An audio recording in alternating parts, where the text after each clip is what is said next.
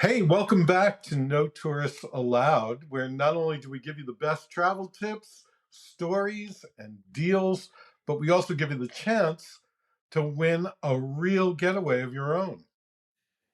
And today we're in the midst of an exhilarating giveaway, a 7-night Virgin Voyage cruise where you get to luxuriate in a stunning sea terrace cabin with the liberty to choose from all available ships, dates, ports, as long as you set sail before June 2024.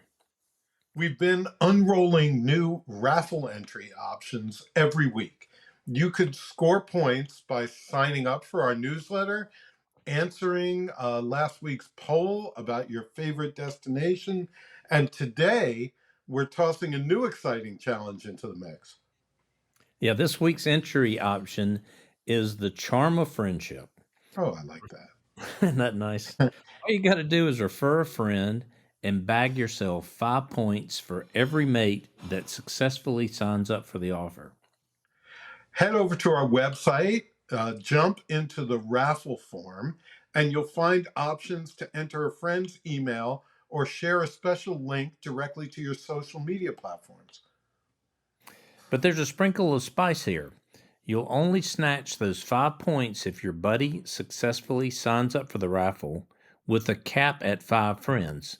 So that's an opportunity to earn 25 extra raffle points. 5 friends. I don't know if I have 5 friends, Mike, but easy peasy, right? And while you're sharing this incredible chance with your friends, remind them that they too can amass points through our challenges every week. All of the challenges, current and past, are available on our website where your info and points are neatly saved for next week's entry options.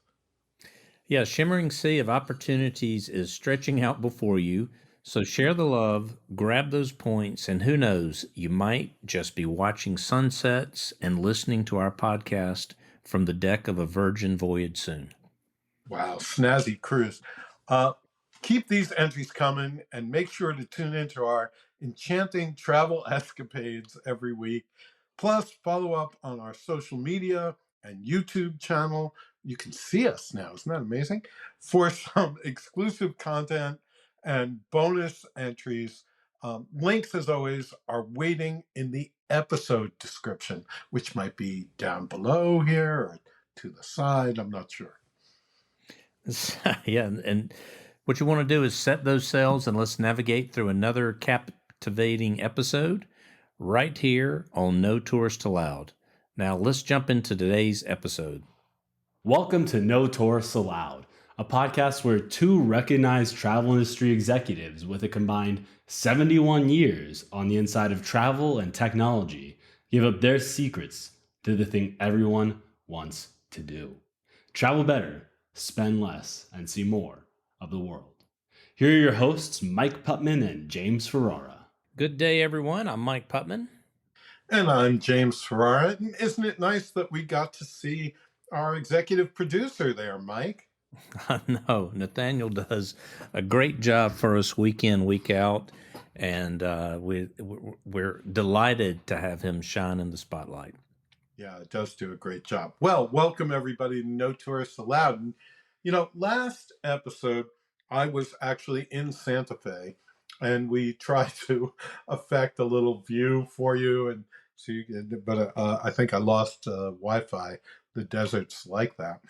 And I was in the middle of a big event, so I didn't get to spend a lot of time with everyone.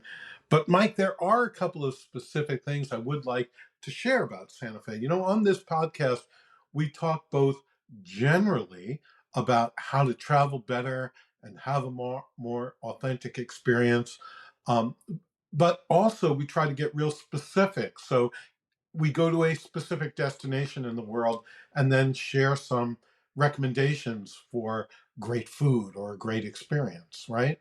And I, Right. I do have some specifics for Santa Fe, if you'd Well, like to hear, Mike. let's hear about them. Okay. Why not?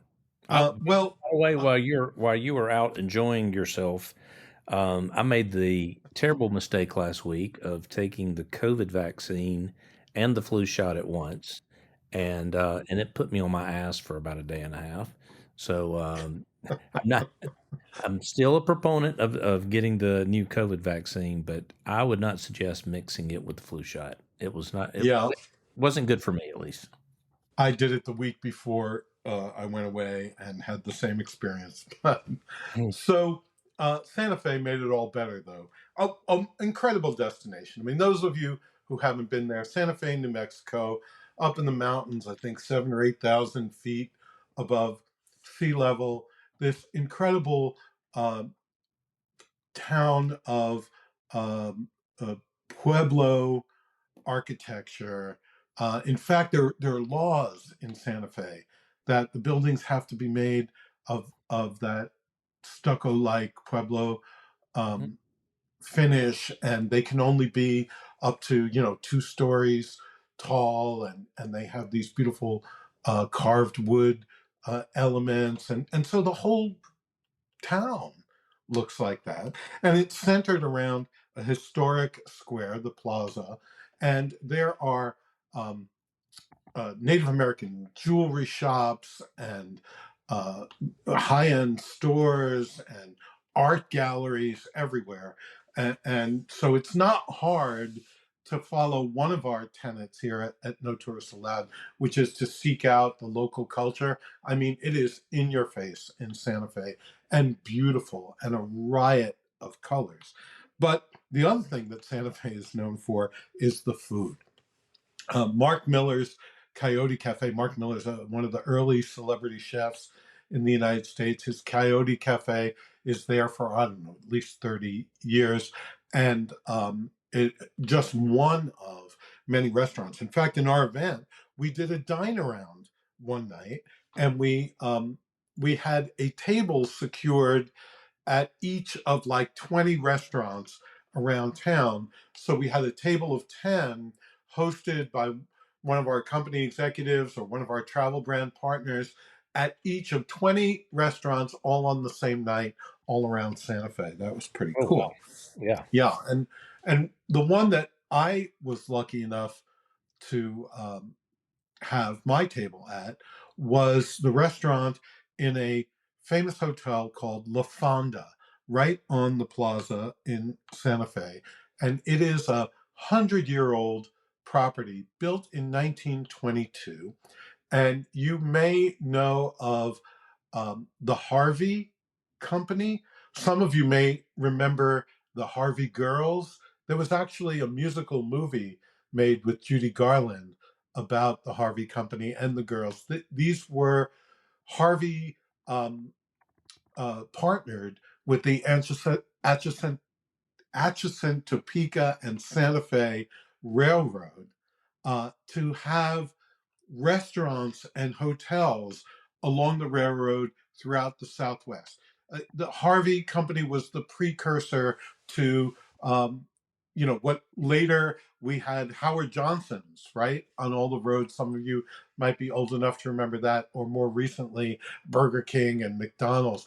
The Harvey restaurants were the first chain restaurants in the United States, and Harvey sort of created that idea, but took it even further because he built hotels right along the railroads throughout the Southwest to give people someplace to go to use the railroad, right? So it was a great partnership with the railroad.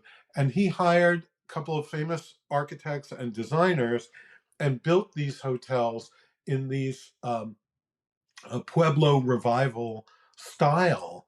And every hotel had what they called then an Indian room, a display of Native American handicrafts, pottery. They even had live Native Americans doing artisan work, and it actually, it's a little opportunistic, it's a little colonial, colonizing. I get that, but also it wound up creating a great appreciation for Native American culture.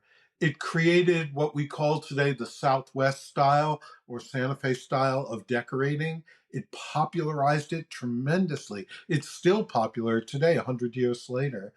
And it actually helped preserve a lot of antique ceramics and handicrafts. So there was a good side of it too. Anyway, we're in the Fonda Hotel, which is one of the original Harvey hotels, and still beautiful like that in that style.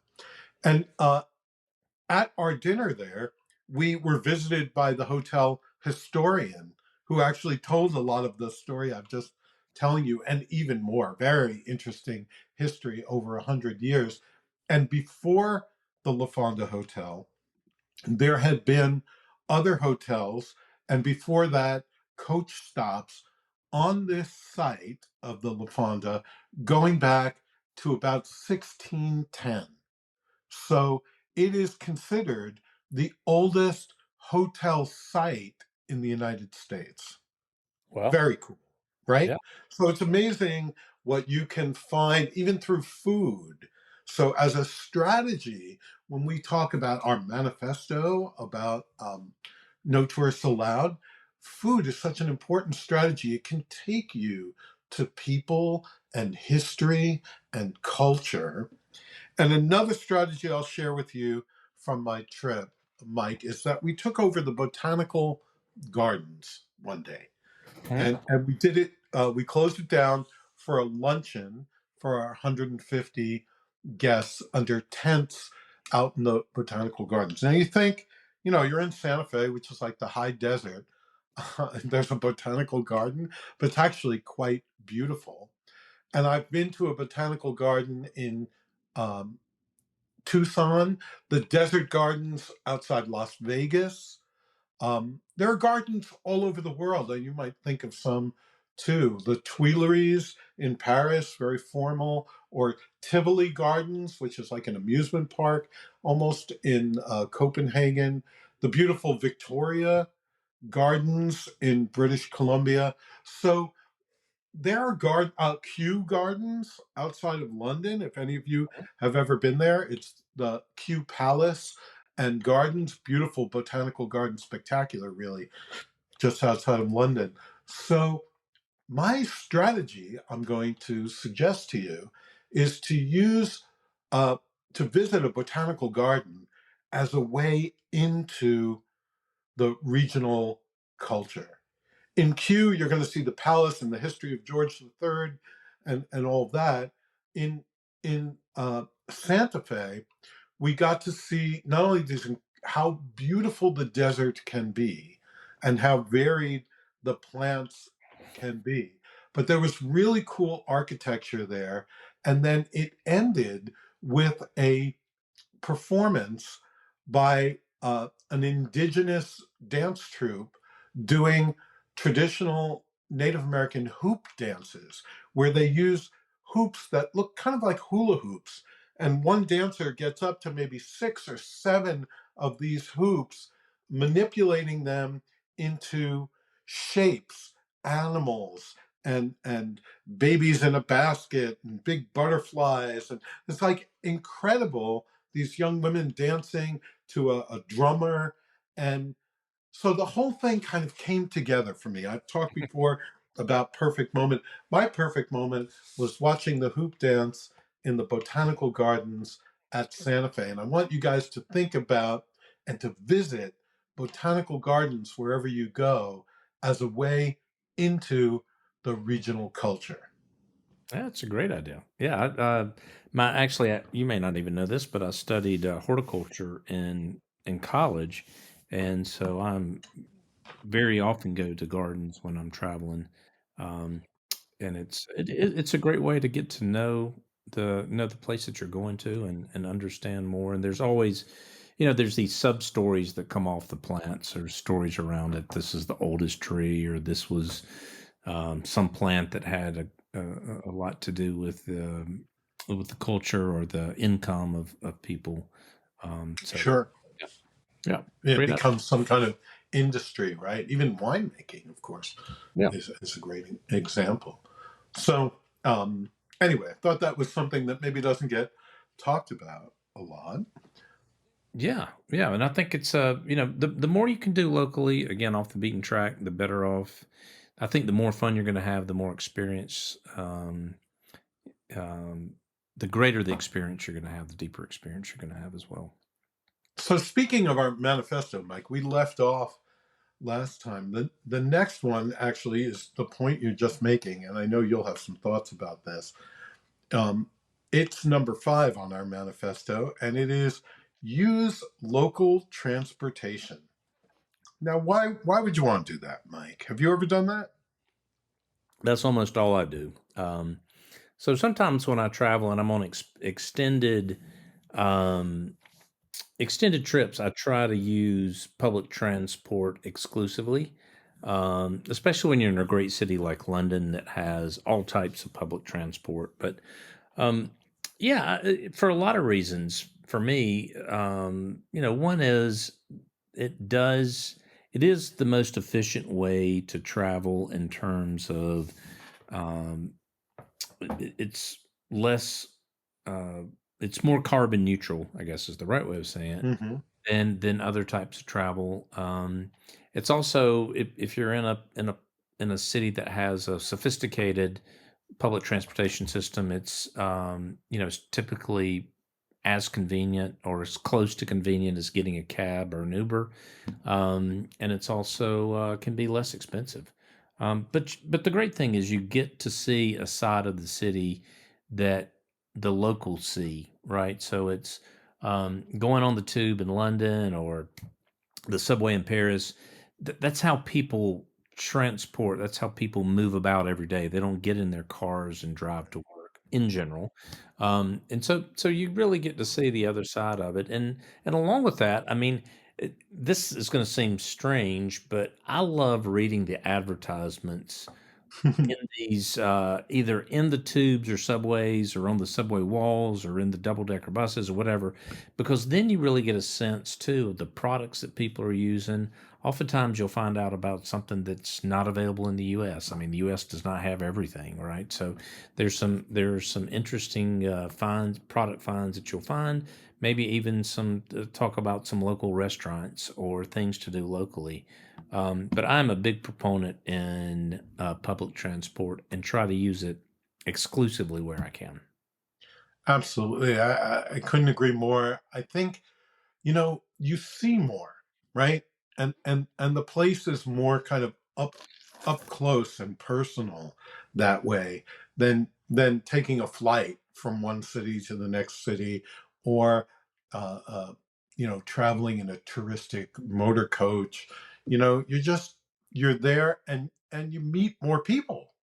Going back to some of our other points, it's a great way to meet people, to hear the language, to run into kids, just the whole full experience of the culture. And traveling like a local. I mean, and when a lot of people, I've got some friends over right now, as a matter of fact, that went over to London, and they said, well, I said, well, how are you going to get from Heathrow to the city? And they've never been. They said, oh, we'll just get a cab, we'll get an Uber. Well, first of all, a cab to central London, a regular cab is going to be about $90. An Uber might be, I don't know, $60, I guess is probably what they're charging now. Or you could get on the tube, which actually goes right into the airport and it costs you $5, right? Or you could take the Heathrow Express, which is a little nicer train and certainly a more direct train. And you could be there actually into the city center quicker than you could be in a car, number one. And it's a much more enjoyable experience. And it's, I think, about 18 pounds, so about $25 to do that. And look, this is just the way locals, you don't see locals taking cars in general to the Heathrow airport, right? They're all taking trains or they're taking buses. And local transportation is often, a little more colorful too. When I was in Central America, we to go from one place to another it was kind of far through the mountains. We got on one of these local buses that was, jam packed, sort of overflowing with people. There were guys sitting on the roof of the bus. The bus was decorated, so there were like pom poms hanging, and it was playing local music. There might have been a few chickens and goats on the bus with us, and it was like one of those great experiences. I wouldn't have gotten that if I took an Uber, you know? Yeah, exactly. travel, you know, travel like a local. That's Yeah. that is a definitely a big one.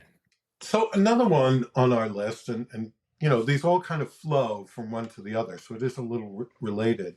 This is number 6, and it's called Stay Longer, Slow Down. Right now, to your point that you just made, this is also better for the planet. Right, rather than going a day here, 2 days there, whatever, to minimize the amount of big travel like airplanes and so on, this is better for the planet to have longer stays.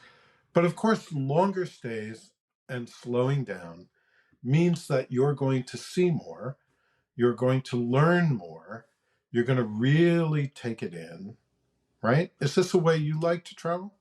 Yeah, yeah, I do. As I have time. I mean, while we're still working, oftentimes we can't go somewhere for 2 weeks or an extended period. But you know, I have over Christmas break, the last 2 years, I've taken my family to Europe, and we have really slowed down and have spent 10 days one time and 14 days the other, maybe, and really, you get this sense of relaxation that you don't go. I mean, even if you're hopping from city to city, it's not just being away from home, but it's kind of settling into a culture, settling into a way of life, settling into, where that bus, where the bus picks up, or where the tube picks up, or of a place right around the corner you can go get a nice cup of coffee, or a newspaper.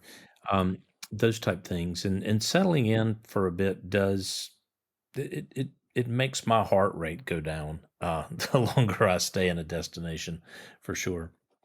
Yeah, and I hear of people who get someplace, get up early the next morning to make the motor coach, to take the group tour, to do, and and nowadays the way I travel is, there's a place in Paris that I like to go and sit at a sidewalk table and have my coffee and a croissant and maybe spend an hour or two just watching the world go by, and that's what the Parisians do. There's another place in Naples in Italy that I do the same thing. The We were talking about Barcelona earlier today, right, Mike? Yep. And um, one of the reasons why Barcelona is so popular is because it's a big cruise port. If you're going to cruise the Mediterranean, a lot of those cruises leave from Barcelona.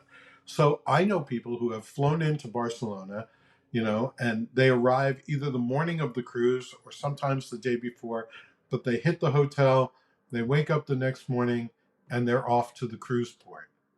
Now, could you imagine Barcelona, one of the great cities of the world, and they didn't take the time to walk down the Ramblas and do like a, a crawl for The tapas, top of the scroll, yeah. Yeah, right? absolutely. Yeah, there was so much to see in Barcelona, and look, but there's some people who have the luxury of time, and other people who don't. So there's certainly nothing wrong if you want to go get on a escorted tour. If you've never been to Europe and you want, and you may not ever go back, and you want to see Mm-hmm. the city highlights and spending, 2 days in London, 2 days in Paris, 2 days in Munich, wherever. Right? There's nothing wrong with that, and there's nothing wrong with being on a cruise, visiting a lot of different places. But if your time does allow it, um, people talk about being, time poor or time rich. If you are time rich, meaning you've got the availability to do so, try extending your vacation in these destinations, because your airfare is generally a large portion of what it's going to cost for your total vacation, and that airfare is going to be the same whether you stay 2 days or whether you stay 20 days. So try to extend a little bit, get a little more value out of the flight, especially if you're traveling a long distance. You need a day to recover, for the time change, and just kind of more to live like a local. There's plenty of tourist things you can do, museums, etc. And for a big city like Paris or London that we've made examples of, you could say 20 days and not see everything. There's so much to do in these places. Yeah. And from season one, I'll bring back one of my favorite tips. It sort of falls under this category. If you have the time, if you can make the time to slow down a little bit, another great strategy is to get lost, right? And then just kind of find your way. And serendipity will bless you in most cases. I mean, we want you to be safe, okay? But you will happen upon things that you didn't look up in a guidebook and you really didn't prepare for. They're just kind of there, and they will delight you, you know? So let it happen, sort of set the groundwork to let it happen by not being rigid about your schedule at some point, make some time to just go and wander around and get lost a little bit. Yeah, absolutely. Hey, James, we got some special travel deals we want to talk about this week. Jessica D is not with us. She is out this week, but she was kind enough to do the research for us and provide the deals to our listeners. So really excited about being able to offer some of these great deals for you. And why don't I just kick it off with our first deal, which is on MSC. Well, Mike, before you jump in there, though, one thing that Jessica was kind enough to point out for us is that October is National Plan a Cruise Month. So it's a great time for travelers to book a cruise. There are incredible offers around to celebrate this program. A lot of them have value added amenities, extras that you get, and all kinds of benefits. So I think it's with that in mind that she gave you your first cruise there. Yeah, and I missed that, so thank you for catching that for us. Yeah, so MSC is one of our featured cruise lines this week. Great global cruise line. Lots of new product, lots of new hardware on the seas, and they've got a great deal right now. And again, now is the time to buy. For those of you who don't know a lot about cruises, kind of at the end of Christmas through March is what's called the wave season. And that's when about 70% of the inventory is booked. So consumers end up booking during those 3 months, about 70% of the inventory. And as a result, prices tend to go a little bit higher. They do offer some specials during that time. But if you're really, if you know, if you've got an idea that you're thinking about taking a cruise next year, now is the time to buy, because there's not as many bookings going on, and therefore they're offering special deals, just like MSC is offering right now. So MSC is offering a special deal on all their cruises, which includes free drinks and Wi-Fi and a $200 onboard credit. Right, so they've got cruises, that go to the Bahamas, Bermuda, Canada, New England, to see the fall foliage, Europe, and many other places. So don't miss the opportunity to book now for next summer. Could be this fall, could be next fall, even a winter vacation somewhere warm. But this is a special limited time offer, and it is a hell of a deal. Yeah, or Mike, maybe you want to go a different direction with luxury small ships like Seabourn. They've got their set sail voyage event, and you can enjoy up to $1,500 in air credit per guest. So it's basically like free air, and a reduced 10% deposit on select 2024 and 2025 sailings. So this is a really incredible way to cruise. The yachts of Seabourn, these are sort of large scale, sort of mega yachts, and really 6-star luxury cruising. And you're basically getting free airfare and some very exotic destinations around the world. And you get to put down that low deposit, 10%. Yeah. So even if you're not even sure you're going to take a trip, why not fork over the 10% deposit now? And you're basically getting a free option because you'll be able to get that deposit back if you decide, That's right. 4 or 5 months from now that you don't want to use it. The last special we want to talk about is AmaWaterways. This is one of my favorite. We had them on the pod last season, and I was lucky enough to take a cruise over Christmas with my family, a Christmas market cruise. And I got to tell you, that's my first river cruise, and I've taken, I think it's 62 or 63 cruises before that. So I've been taking a lot of cruises for a long time. This is one of the most spectacular, uh, most well thought through, polished cruises I've ever been on.